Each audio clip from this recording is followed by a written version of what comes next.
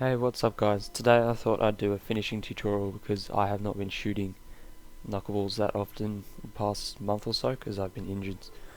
So this is going to be a pretty basic tutorial on how to improve your finishing for match situations and how best to practice so that you can get prepared for any type of shot that may fall to you. So the first thing you want to do is mark out the corners of the goal that you'll be using. Using a full-size goal is probably the best if you play in a full-size goal, but you can use a smaller one if you want. So normally I mark out about half a meter from each post with a cone that I find lying around, or you can use witches' hats or even another ball or something. It just helps you to find the corner more easily and just get an eye for hitting it. So if possible, get yourself a few decent footballs so you can practice repeatedly instead of having to go and get the ball every time. When you first start out, you're going to want to be focusing on placement over power.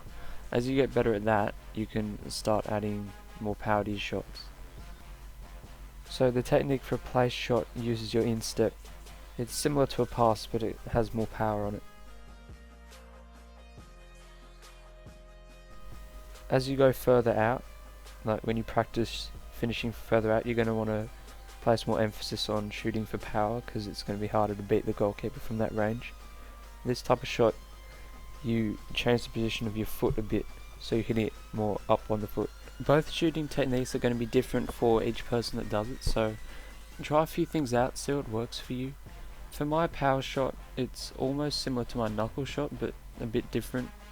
It's aiming for more power, I guess, and less movement. Some people like to use their laces, so try a few things out and just see what works basically. In an actual game, you're going to get many different opportunities to score, and we're trying to convert as many of those as we can into goals. So to practice finishing, you're going to want to practice from all over the pitch, all different situations, like half volleys, volleys on the ground, rolling away from you, rolling towards you. Here I'm going to show some examples. It's also important to shoot with your weak foot as well, because often shots will fall to your weak foot that you can't normally put away with your strong foot, so you need to practice that. I'm not shooting here with my left foot, which is my weak foot, because it's still sprained and I can't really shoot with it properly. That's also why I might appear a bit wonky, like not running properly or planting it properly. So yeah, to get better at finishing, you just want to practice over and over and over again. That's what many of the pros say that they used to do when they were kids. Eventually, once you get better at this, you can start adding more power to your shots and also shooting from further out outside the box, particularly if you're an attacking mid player who's going to get more opportunities in those areas. So yeah, once you start shooting from further out, you need to add a bit more power, as I referred to earlier. However, the most important thing is that you develop an eye for just hitting the corner, looking up, seeing where the goalkeeper is, just finding the best corner to shoot to. It's often the far post, but if the goal is in a bad position, it could be the near post, or if there's defenders in the way or other stuff like that. Just hitting the corner is what you're trying to achieve here. So yeah guys, that's pretty much it for this tutorial. If I've poorly explained something or you have any other questions, leave them in the comments section and I'll try to get back to you.